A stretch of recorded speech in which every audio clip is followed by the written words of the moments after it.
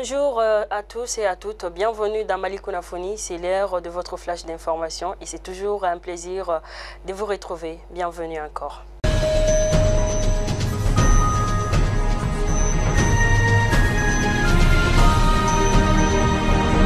Ouarou, un agent de l'ONG Debo Alafia de Mopti, a été enlevé dimanche dernier dans les cercles de Tenenkou par des hommes armés non identifiés selon des sources locales. Les superviseurs de l'ONG Debo Alafia se rendaient à Mopti quand il a été braqué par des hommes armés. Depuis dimanche, aucune nouvelle du superviseur indique les mêmes sources. À Ségou, l'université de Ségou a bénéficié de 2 blocs composés de laboratoires et un site administratif. Les 2 infrastructures inaugurées le mercredi 30 juin 2021 par le ministre de l'Enseignement supérieur et de la Recherche scientifique ont coûté près de 10 milliards de francs CFA. Ces réalisations s'inscrivent dans le cadre de la mise en œuvre du programme d'appui au développement de l'enseignement supérieur PADES. Selon le ministre de l'Enseignement supérieur et de la Recherche scientifique, ce dispositif va renforcer les capacités de formation à l'université, notamment la faculté d'agronomie et de médecine animale FAMA. Les infrastructures ont été financées par la Banque mondiale. À Gao, le chef de la mission de l'OIM au Mali, accompagné du chef de cabinet du ministère des Maliens établi à l'extérieur et de l'intégration africaine, était à Gao. La délégation a rendu une visite à la maison des immigrants pour constater les conditions de vie des pensionnaires. Le coordinateur de la structure a sollicité l'appui de l'organisation pour l'amélioration des conditions de vie des apprenants. A aussi rappelé qu'après la crise de 2012, la maison des migrants a été rétablie par l'OIM.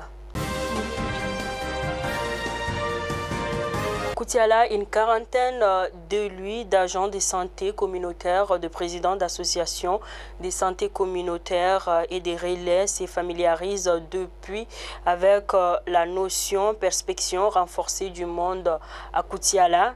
Selon les organisateurs, la session vise à comparer le monde d'hier à celui d'aujourd'hui et à doter les participants de connaissances leur permettant de mieux gérer leur vie en perpétuelle mutation.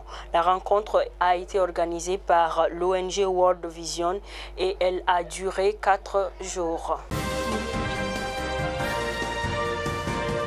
Porteur d'un message du président de la transition, chef de l'État, son Excellence, le colonel Assimi Goïta, à son homologue rwandais, son Excellence Paul Kagame, le ministre des Affaires étrangères et de la coopération internationale, son Excellence Abdoulaye Diop, a été reçu en audience et après la remise du message, le ministre a eu des entretiens avec le président rwandais.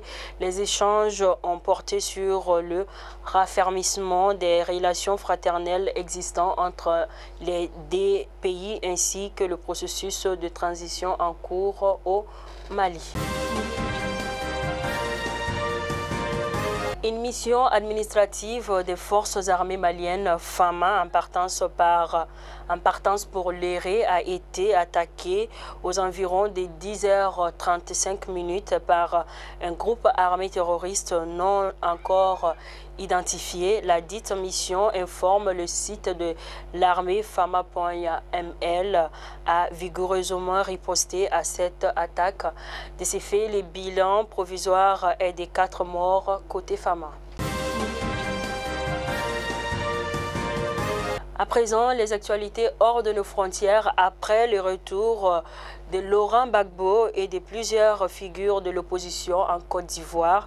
En attendant celui de Charles Blé Goudé, la réconciliation nationale semble sur les rails, excepté pour Guillaume Soro, toujours en exil en Europe, l'ex-président de l'Assemblée nationale, condamné à perpétuité le mois dernier pour tentative et atteinte à la sûreté de l'État, dénonce sur les réseaux sociaux une captation de l'État par le pouvoir en place.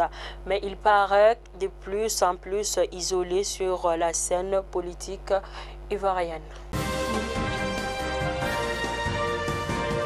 L'ancien président sud-africain, condamné à 15 mois de prison pour outrage à la justice, ne s'est pas constitué prisonnier comme l'exigeait la Cour constitutionnelle.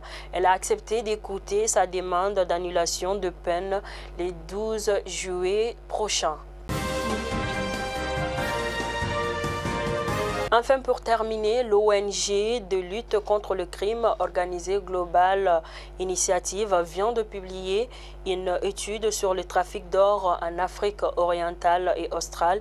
Il s'agit de Soudan du Sud, Ouganda, Kenya, Zimbabwe, Afrique du Sud, des pays producteurs dont les marchés illicites sont interconnectés et dont l'or finit souvent par atterrir à Dubaï. Si les États ont fait des efforts concernant leur arsenal juridique, la corruption et l'implication d'acteurs politiques, militaires et économiques haut placés permettent à ces trafics d'augmenter chaque année. Et c'est tout pour votre flash d'information. Je vous donne rendez-vous pour un autre numéro. Merci de bien rester fidèle à Malick Ounafouni. Merci.